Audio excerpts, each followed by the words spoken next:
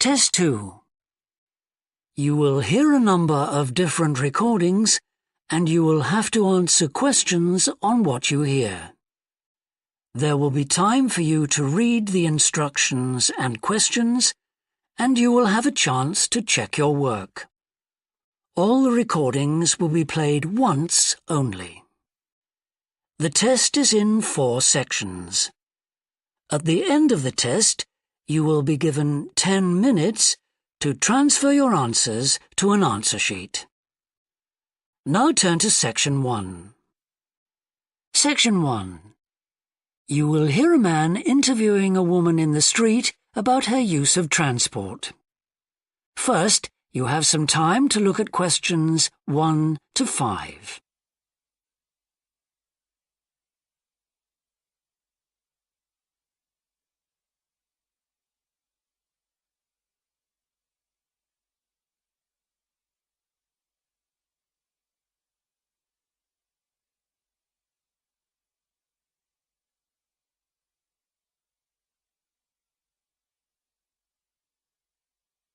You will see that there is an example that has been done for you. On this occasion only, the conversation relating to this will be played first. Excuse me? Yes? I wonder if you could spare a few minutes to do a survey on transport. It won't take long. No, that's fine. Oh, lovely. The survey is on behalf of the local council. They'd like to know about what transport you use and any suggestions for improvement. Can I start by asking you how you travelled to town today?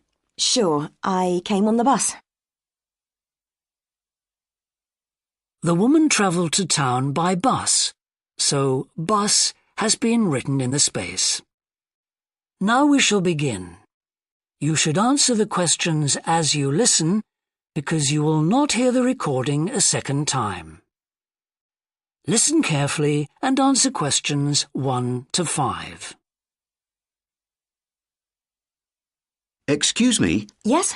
I wonder if you could spare a few minutes to do a survey on transport. It won't take long. No, that's fine. Oh, lovely. The survey is on behalf of the local council. They'd like to know about what transport you use and any suggestions for improvement. Can I start by asking you how you travelled to town today? Sure, I came on the bus. Great. Now, can I get a few details about yourself? OK. What's your name? It's Louisa. Yes. Hardy. Can you spell that, please? Yes, it's Hardie. Great, thanks. And can I have your address? It's 19 Whitestone Road. Oh, right, I know that area. It's Bradfield, isn't it? That's right. Is the postcode GT7?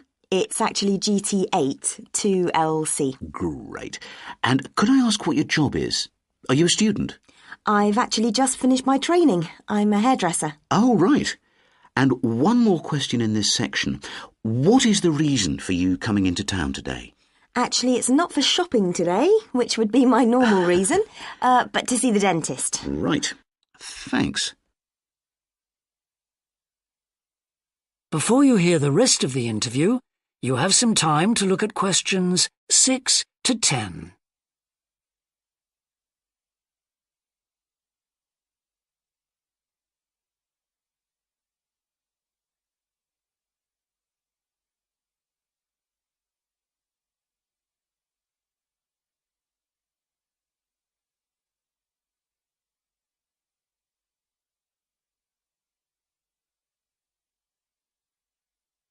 Now listen and answer questions 6 to 10. Now, in this last section, I'd like you to give us some ideas about the facilities and arrangements in the city for getting to and from work. Any suggestions you have for improvements? Well, something I've thought about for some time is that when I do walk and I'm doing a later shift, I think the lighting should be better. Yes, good point. And of course, I think it's a real shame they've been cutting down on the number of footpaths. They should have more of those. Then people would walk more. Yes, right. And I don't think there are enough trains. That's why I don't use them. You have to wait so long. Thanks. And finally, I'd like to ask your opinion on cycling. As you may know, there's a drive in the city to get more people to cycle to work. Right. But we realise that there are things which the council, but also employers, might do to help encourage workers to cycle to work. Yeah. Well, I have thought about it, and where I work, there are no safe places to leave your bikes. OK. And also, I'd have to cycle uphill, and on a hot day, I'd arrive at work pretty sweaty, so I think I'd need a shower somewhere at work. Right. And I suppose the last thing is that I wouldn't be all that confident about cycling on such busy roads. I think I'd like to see you offering training for that. You know, I'd feel a lot better about starting if that was the case. Well, that's very helpful. Thank you very much for your time. No problem. Bye. That is the end of section 1. You now have half a minute to check your answers.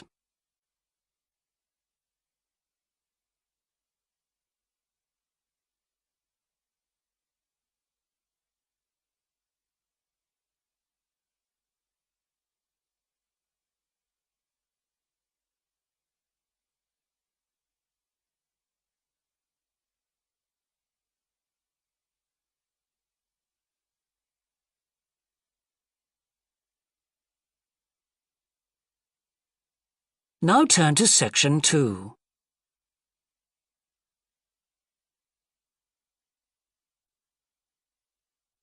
Section 2. You will hear a representative of a city council giving information about 2 new facilities which are opening soon in the city. First, you have some time to look at questions 11 to 14.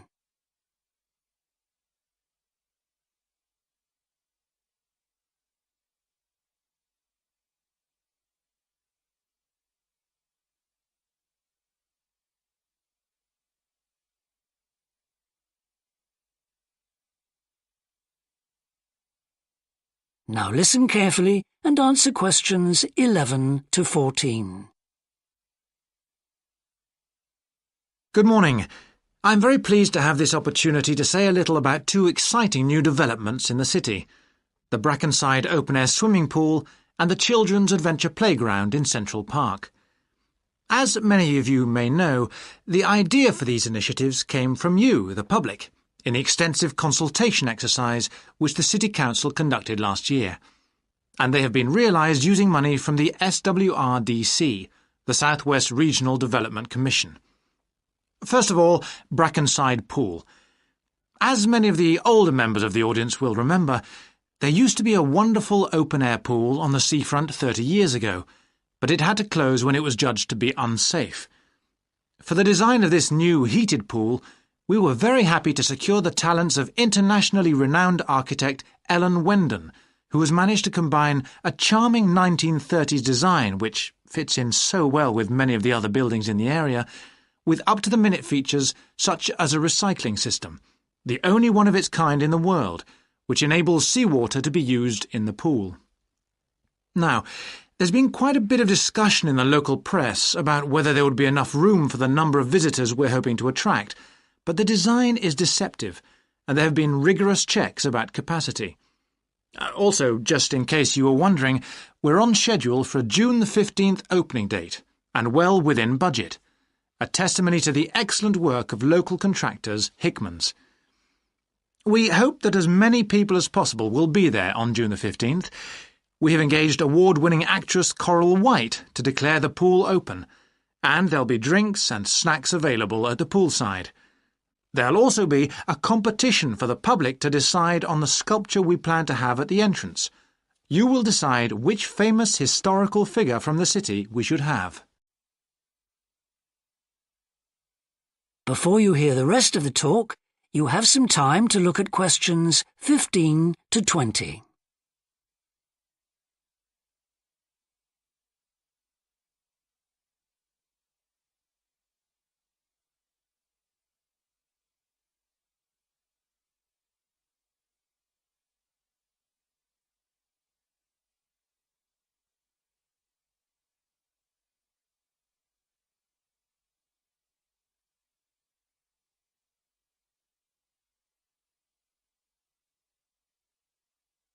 Now listen and answer questions 15 to 20. And now, moving on to the Central Park Playground, which we're pleased to announce has just won the Douglas Award for Safety. The news came through only last week. The unique design is based on the concept of the global village, with the playground being divided into 6 areas showing different parts of the world, each with a representative feature. For example, there is a section on Asia, and this is represented by rides and equipment in the shape of snakes, orangutans, tigers and so on, fauna native to the forests of the region. Moving south to the Antarctic, we couldn't run to an ice rink, I'm afraid, but opted instead for climbing blocks in the shape of mountains. I thought they could have had slides for the glaciers, but the designers did want to avoid being too literal. Then on to South America, and here the theme is El Dorado, games replicating the search for mines full of precious stones. And then, moving up to North America, here there was considerable debate. I know the contribution of cinema and jazz was considered, but the designers finally opted for rockets and the International Space Station. Eastwards to Europe then, and perhaps the most traditional choice of all the areas, medieval castles and other fortifications. Then last but not least, moving south to Africa, and a whole set of wonderful mosaics and trails to represent the great rivers of this fascinating and varied continent. Now, the opening date for our global playground is the 10th of July, and again, we'd love to see you there. So, make a date and come and see this magnificent, original new amenity right in the heart of the city. That is the end of Section 2. You now have half a minute to check your answers.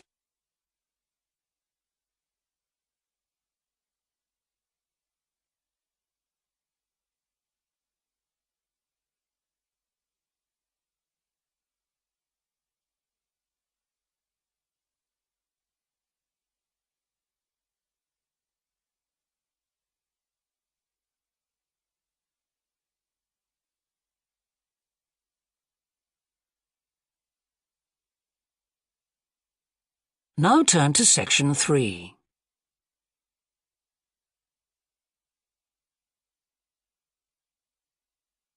Section 3.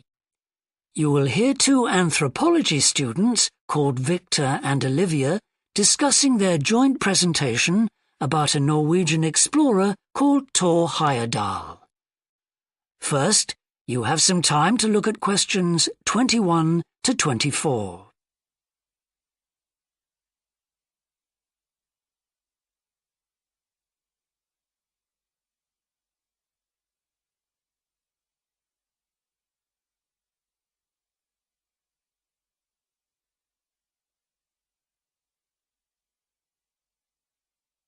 Now listen carefully and answer questions 21 to 24. Right, well, for our presentation, shall I start with the early life of Thor Heyerdahl? Sure. Why don't you begin with describing the type of boy he was, especially his passion for collecting things? That's right. He had his own little museum.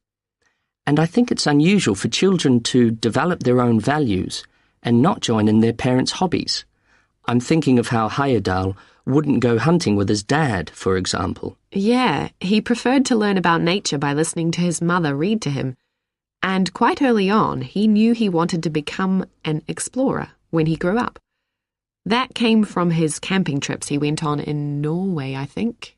No, it was climbing that he spent his time on as a young man. Oh, right. After university, he married a classmate, and together they decided to experience living on a small island to find out how harsh weather conditions shaped people's lifestyles. As part of their preparation, before they left home, they learnt basic survival skills, like building a shelter. I guess they needed that knowledge in order to live wild in a remote location with few inhabitants, cut off by the sea, which is what they were aiming to do. An important part of your talk should be the radical theory Heyerdahl formed from examining mysterious ancient carvings that he happened to find on the island. I think you should finish with that. Okay. Before you hear the rest of the discussion, you have some time to look at questions 25 to 30.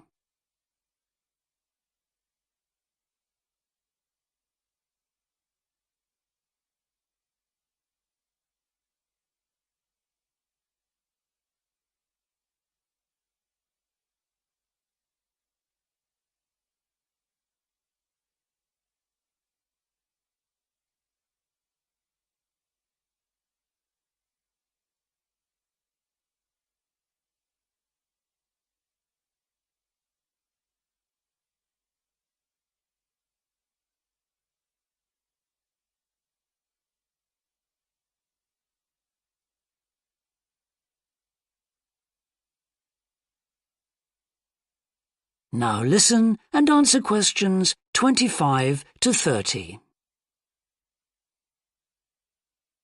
All right, Victor, so after your part, I'll talk about Tor Heyerdahl's adult life, continuing from the theory he had about Polynesian migration. Up until that time, of course, academics had believed that humans first migrated to the islands in Polynesia from Asia in the west. Yes, they thought that travel from the east was impossible because of the huge empty stretch of ocean that lies between the islands and the nearest inhabited land. Yes, but Heyerdahl spent ages studying the cloud movements, ocean currents, and wind patterns to find if it was actually possible. And another argument was that there was no tradition of large shipbuilding in the communities lying to the east of Polynesia. But Heyerdahl knew they made lots of coastal voyages in locally built canoes. Yes, or sailing on rafts, as was shown by the long voyage that Heyerdahl did next. It was an incredibly risky journey to undertake. Sometimes I wonder if he did that trip for private reasons, to show others that he could have spectacular adventures. What do you think, Olivia? Well, I think it was more a matter of simply trying out his idea, to see if migration from the east was possible. Yes, that's probably it. And the poor guy suffered a bit at that time because the war forced him to stop his work for some years. Yes. When he got started again and planned his epic voyage, do you think it was important to him that he achieve it before anyone else did? I haven't read anywhere that that was his motivation. The most important factor seems to have been that he used only ancient techniques and local materials to build his raft. Yes. I wonder how fast it went. Well, it took them 97 days from South America to the Pacific Islands. And after that, Heyerdahl went to Easter Island, didn't he? We should mention the purpose of that trip. I think he sailed there in a boat made out of reeds. No, that was later on in Egypt, Olivia. Oh, yes, that's right. But what he wanted to do was talk to the local people about their old stone carvings and then make one himself to learn more about the process. I see. Well, what a great life. Even though many of his theories have been disproven, he certainly left a lasting impression on many disciplines, didn't he? To my mind, he was the first person to establish what modern academics call practical archaeology. I mean that they try to recreate something from the past today, like he did with his raft trip. It's unfortunate that his ideas about where Polynesians originated from have been completely discredited. Yes.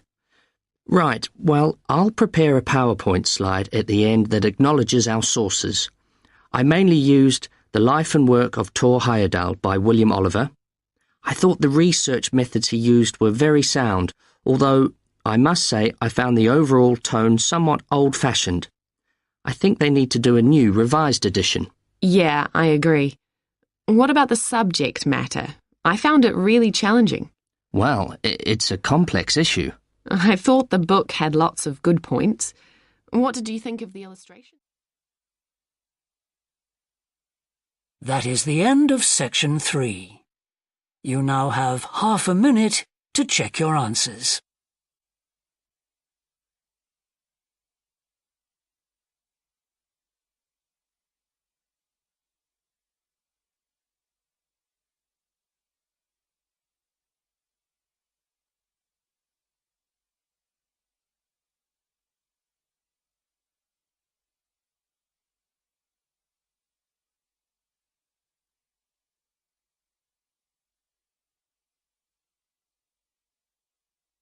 Now turn to Section 4.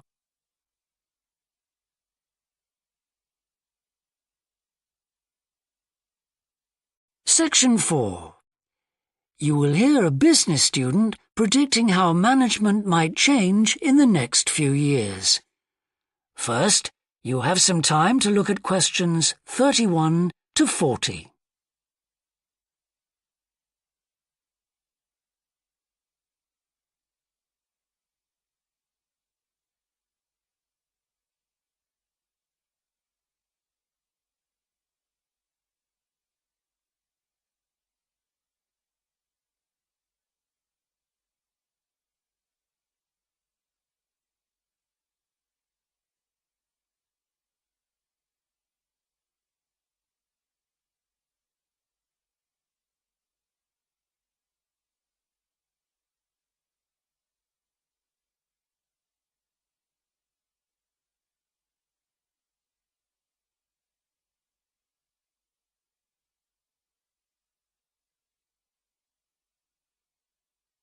Now listen carefully and answer questions 31 to 40.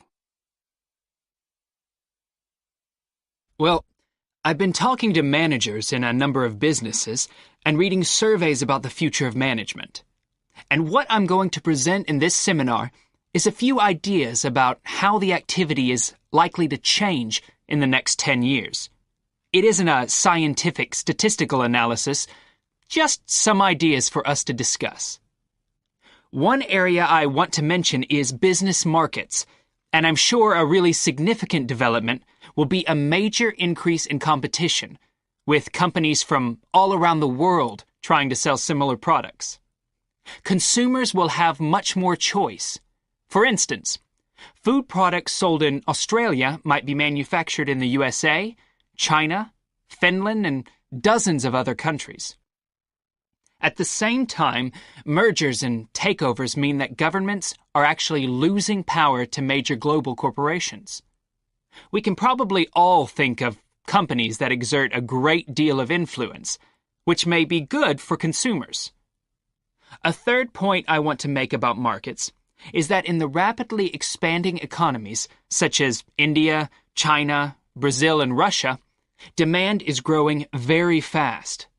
This is putting pressure on resources all over the world. I think businesses are becoming more open to external influences. In particular, companies are consulting customers more and more before making their business decisions. Companies are finding out what they want and providing it, instead of making products and then trying to sell them, which is the model of years ago.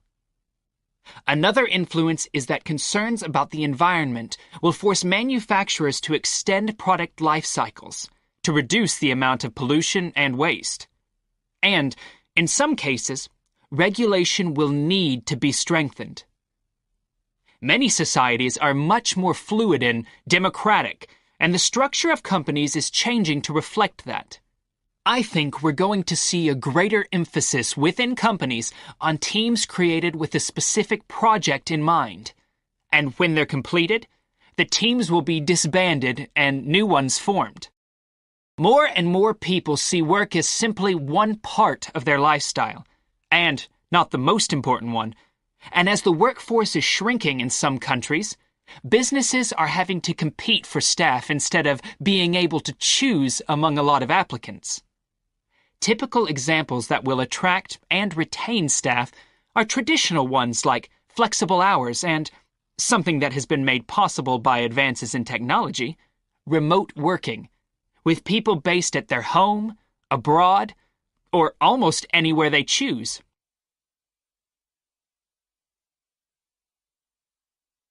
Management styles will almost certainly continue to change. Senior managers will require a lot more than the efficiency that they've always needed. Above all, they'll need great skills in leadership so that their organization can initiate and respond to change in a fast-moving world where they face lots of competing requirements and potential conflicts.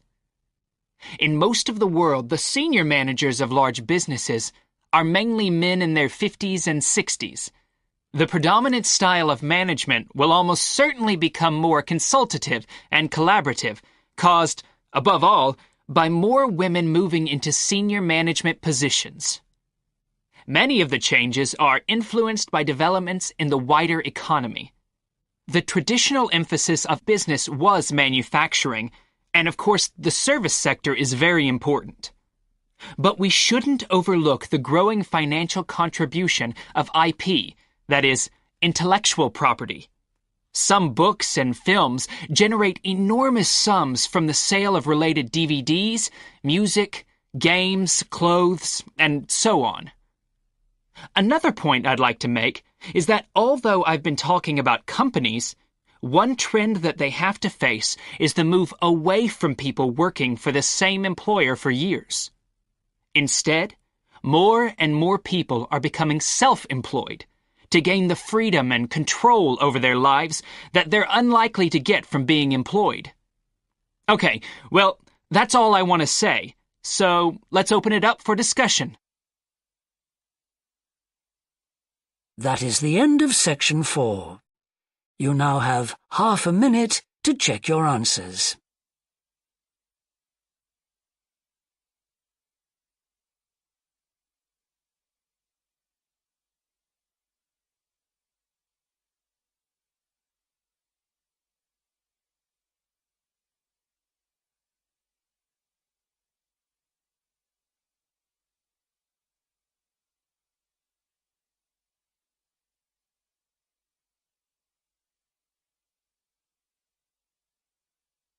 That is the end of the listening test. In the IELTS test, you would now have 10 minutes to transfer your answers to the answer sheet.